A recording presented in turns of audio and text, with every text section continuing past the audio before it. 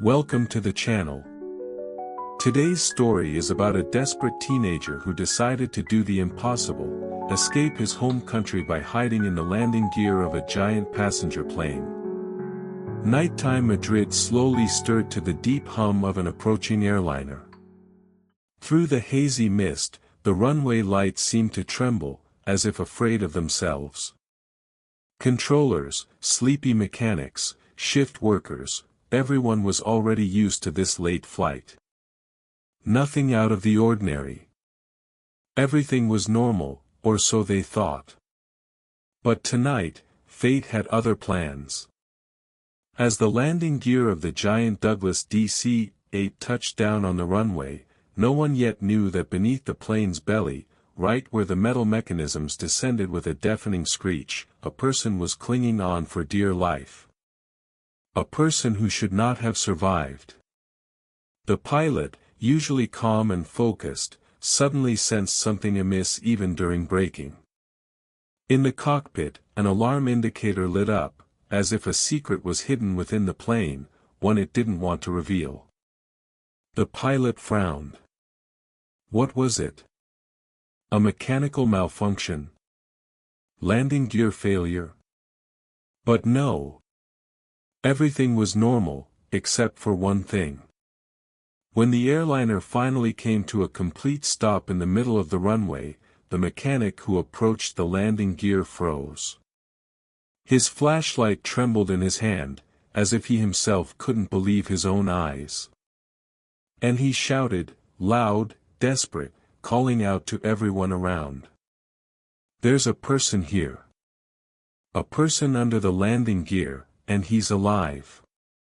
The news swept through the airport like a shockwave. The night air seemed to crackle with tension. People running across the tarmac, shouts, commands, blaring sirens, everything dissolved into a chaotic cacophony. And indeed, huddled in a posture impossible to maintain for long, entirely frozen, as if made of ice, lay a teenager. A boy. No documents. No luggage. Just a human body that fate had literally plastered to the plane's metal.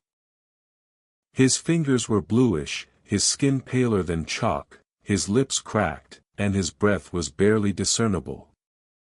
The pilot, seeing this, involuntarily whispered. It's impossible. But the impossible was happening right before his eyes. Medics rushed to the discovered youth. One, leaning down, placed a palm on the boy's neck, trying to detect any sign of life. Another was already preparing a stretcher, a third was shouting to someone to bring thermal blankets. And suddenly, a miracle happened. The boy wiggled his fingers. Weakly, barely noticeably, as if for the last time. But he moved them. This changed everything.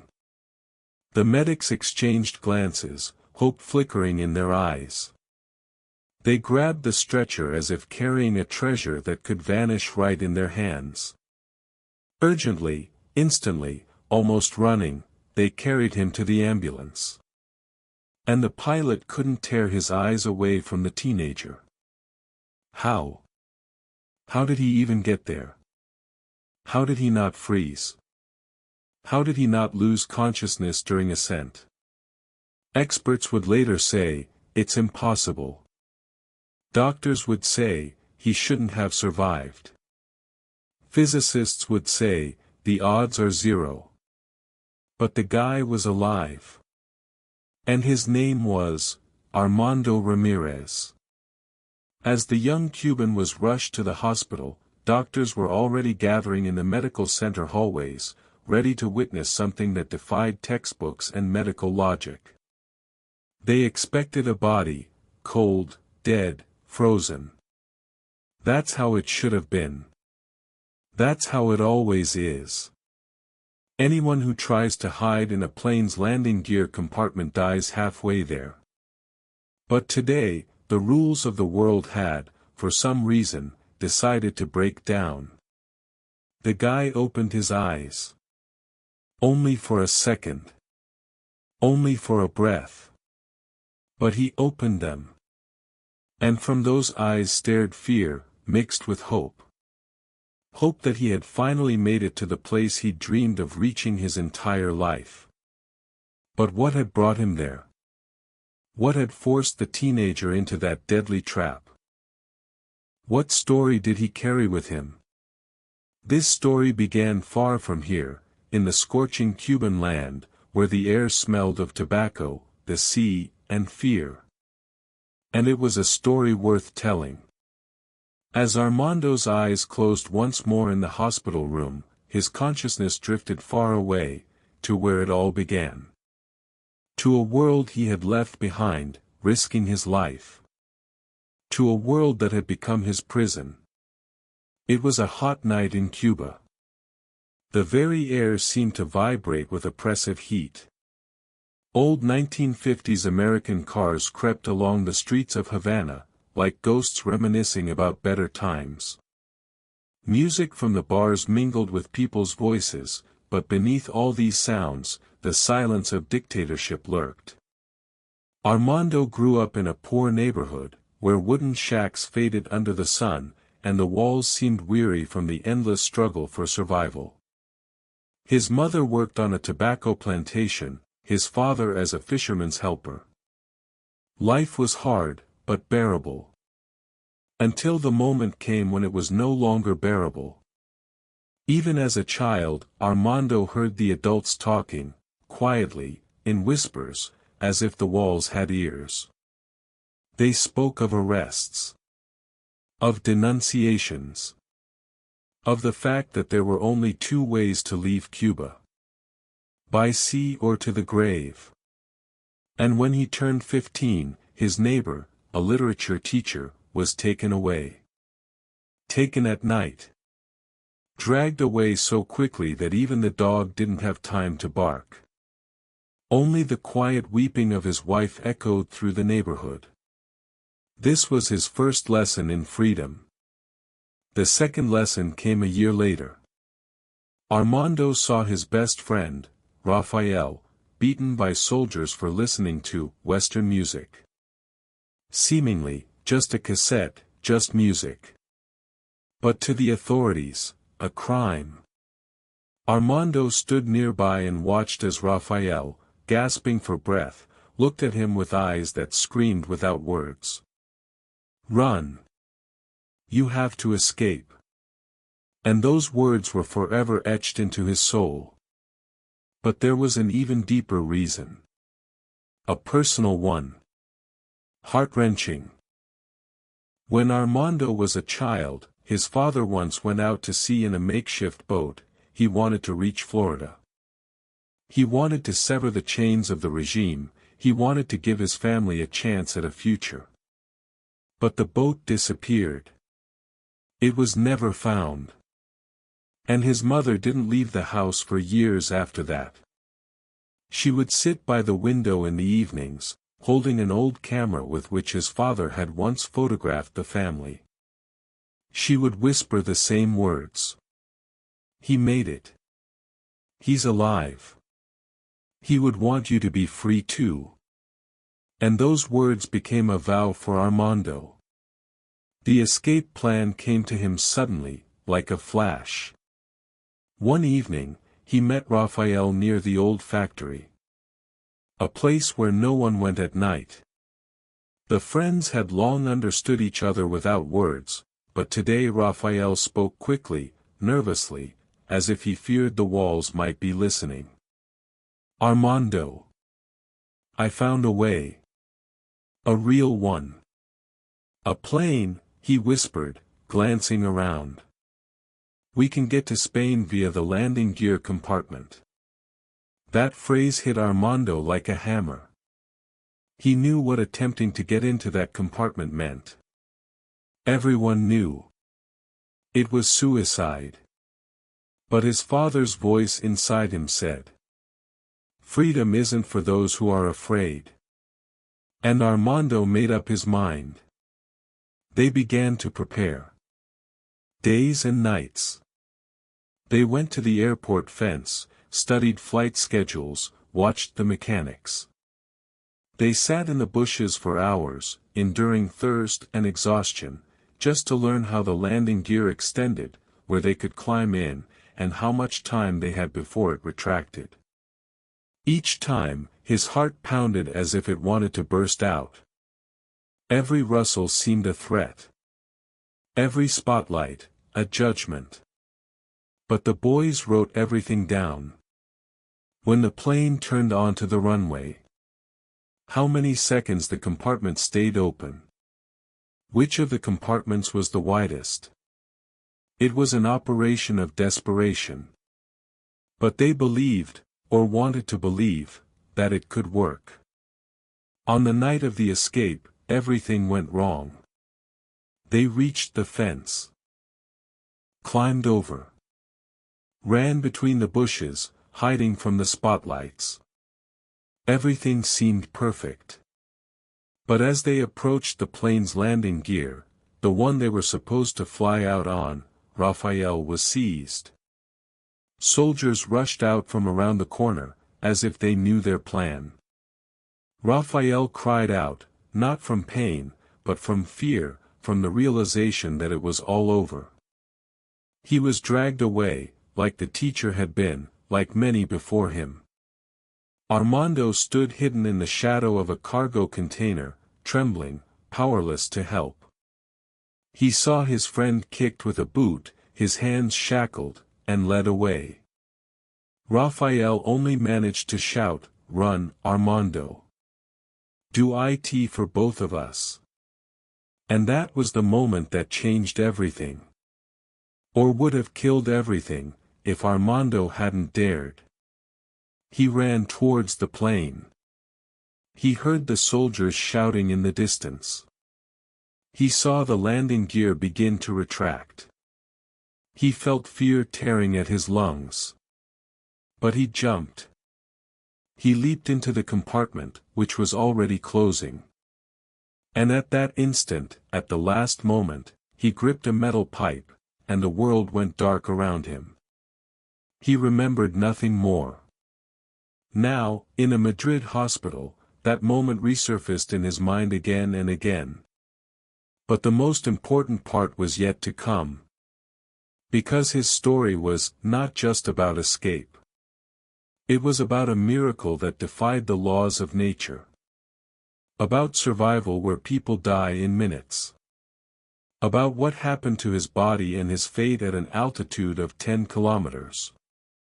The metal door of the landing gear compartment slammed shut with a resounding clang, as if the heavens themselves had closed the gates before Armando. Darkness enveloped him instantly, as if someone had switched off the world with a single click. He fell onto the cold metal, heard the deafening roar of engines above him, and understood. There's no turning back. Outside, soldiers continued to search for him, but their shouts grew fainter and fainter. The plane began to move. The strut shook, vibrated, and every jolt slammed into Armando's arms and legs. He gripped for dear life, but his fingers slid on the metal, his hands were sweaty, trembling. And then, a jolt. A lurch. And a furious, all-consuming acceleration. The plane seemed to leap forward, and everything around him began to shake as if reality itself was tearing apart. Armando screamed. But his cry was instantly swallowed by the monstrous roar of the turbines. Tears of wind and fear streamed down his face, but instantly dried, the air became so cold it felt like a knife. And then came the first blow of terror. The landing gear was retracting. The metallic mechanism moved down, then up, closing off the space where Armando lay. If he didn't get out of the way, he would simply be crushed. Death, instant. No chance. Armando scrambled deeper into the compartment, where it was darker, but slightly wider. He slammed his shoulder into a pipe, pain shot through him like an electric current. But it saved his life. The landing gear mechanism passed mere inches from his leg. He understood one thing. Now he was trapped, like an insect inside an iron maw. The altitude was rising. Every second of flight was torture. The temperature dropped so fast that his breath turned to ice. He felt the cold creep under his skin, how his muscles turned to stone. His fingers went numb. His legs went numb. His breathing became hoarse, ragged, tearing at his chest. And oxygen, there was less and less of it. Much less. At an altitude of 10 kilometers, the air was so thin that an unprotected person loses consciousness within minutes. And Armando, just a skinny teenager, was a direct victim of this horror. He tried to warm his hands with his breath, but his own breath was already icy. He tried to press himself against the wall, but the metal was so cold it felt like living ice. He tried to pray, but his lips cracked from the cold and the words turned into silent whispers. Armando felt his muscles stop moving. He knew. This was the end. He remembered his mother's face. Her quiet voice. The way she stroked his hair. And he understood, if he gave up now, everything he had endured, everything he had lost, everything he had hoped for, would vanish. Just like his father had vanished among the waves. And then Armando did what a person does when only there will stands between them and death. He forced himself to breathe slower. Slower. He tried to slow down his own body, to somehow conserve oxygen. He didn't know he was doing everything right, he was acting purely on instinct. He just wanted to live. But soon he began to lose consciousness. First, everything around him started to blur. The roar of the engines transformed into a distant waterfall. The darkness thickened, as if alive. He saw images, his mother, his father, Raphael, whom the soldiers had dragged away. He heard his friends whisper, "Live for both of us." But his eyes were closing on their own. His eyelids grew heavy, like stone slabs. Consciousness melted away. And then, the final moment. The last breath. Armando felt life slipping away. How his heart beat slower and slower. How his body became light, as if it wasn't his own. And then, silence. A deep, eternal silence. When the plane landed in Madrid, Armando was already practically dead. His body temperature had dropped to a dangerously low level. His heart was barely beating. He was pale as ice, and motionless, like a statue. But, a miracle. A miracle. When the landing gear struts extended again, a wave of cold air hit his face, and it was enough for the last sparks of life to reignite. A weak, barely perceptible impulse passed through his nerves. His fingers twitched. His lips moved. And when the mechanic, seeing him, reached for his neck, he felt a pulse. Weak. Barely there. But a pulse. Medics would later say that hypothermia saved him, the cold that had almost killed him. But at the same time, preserved him. Slowed his heart. Slowed his breathing. Slowed his metabolism. He was like a person plunged into a deep sleep, between life and death. But most importantly, he had survived what was impossible to survive. When he woke up in a hospital bed, the lamp's light blinded him. He blinked. Then again. And then he suddenly understood. He was in Spain. He was alive. He had been through hell. He had cheated death. He had defied the heavens, and they hadn't been able to break him. But ahead of him lay the hardest part, a new life. Freedom. A future. And an unknown future he feared even more than the darkness of the landing gear compartment. The light of the hospital room slowly brought Armando back to reality. He lay under a warm blanket, and it felt as though his entire existence was one endless breath of pain and relief all at once. His chest burned. His legs trembled. His lips were cracked. But he was alive. Alive. When he opened his eyes, the first thought that pierced his mind wasn't about himself, but about being, on the other side of the ocean, now. He had broken free. He had done the impossible. Then, a doctor entered the room, gray-haired, stern, but with a warm gaze. He was Spanish, and had worked in aviation medicine for many years.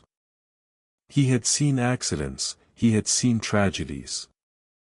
But he had never seen anyone like Armando. "Can you understand me?" he asked softly in Spanish.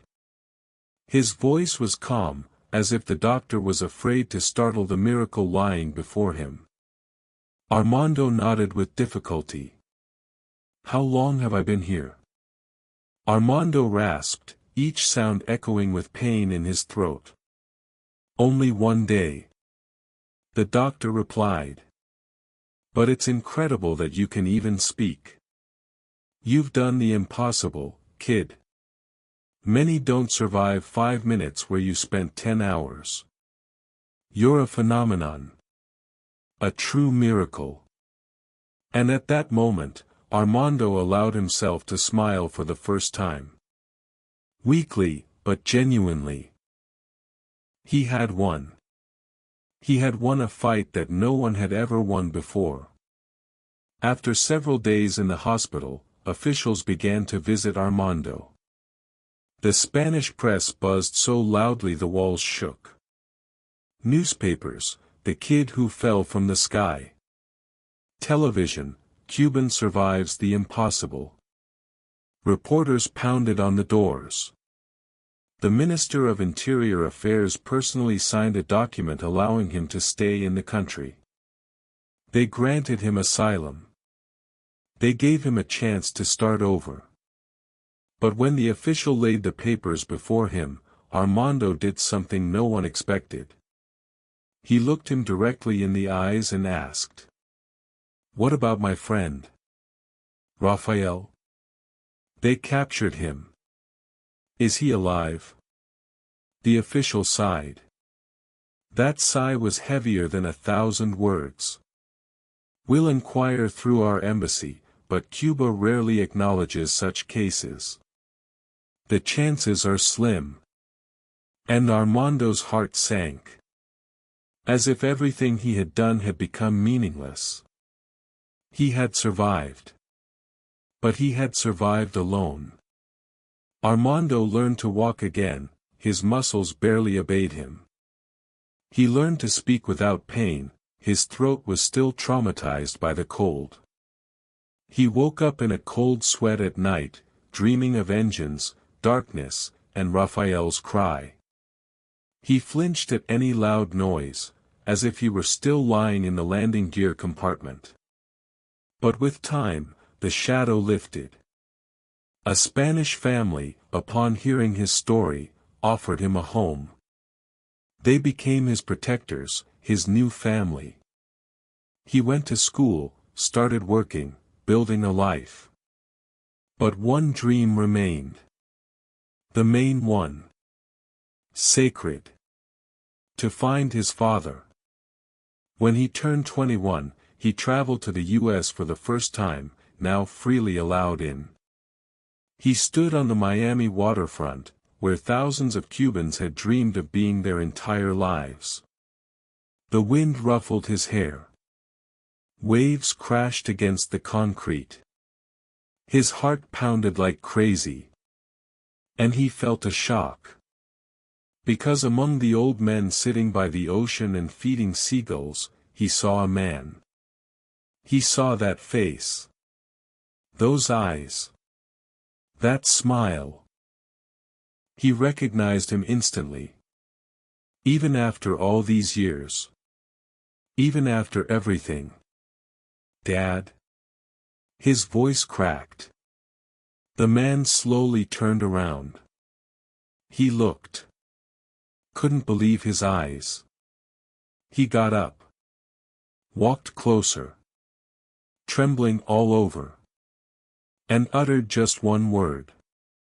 Son. They embraced. Stronger than the ocean embraces the shore. And in that moment, the whole world disappeared. There was no pain. No fear. No dictatorship. There was only a father and son, two people fate had torn apart and brought back together. For years, Armando tried to find out what had happened to Rafael. He sent letters through the Red Cross. Looked for lists of prisoners. Tried to reach out to dissidents. And then one day, years later, he received a letter. It contained just a few lines. I'm alive. They released me. I heard you survived. You did it for both of us. Thank you, brother. When Armando finished reading, he wept. For the first time in years. And these weren't tears of pain. They were tears of liberation. Armando built a life he could only have dreamed of. He gained Spanish citizenship. He helped hundreds of Cuban refugees. He told his story in schools, universities, and on television. People listened to him standing. And each time, he concluded it with one phrase. If life pushes you into darkness, remember, light begins where you decide not to give up. And people rose to their feet and applauded. Loudly. Sincerely. With admiration. Because before them stood a man who had spent 10 hours in a deadly, icy hell. A man whom neither cold, nor fear, nor the sky could kill. A man who had survived death itself. And became a symbol of hope. That was him. Armando Ramirez. The kid who fell from the sky, and rose above it all.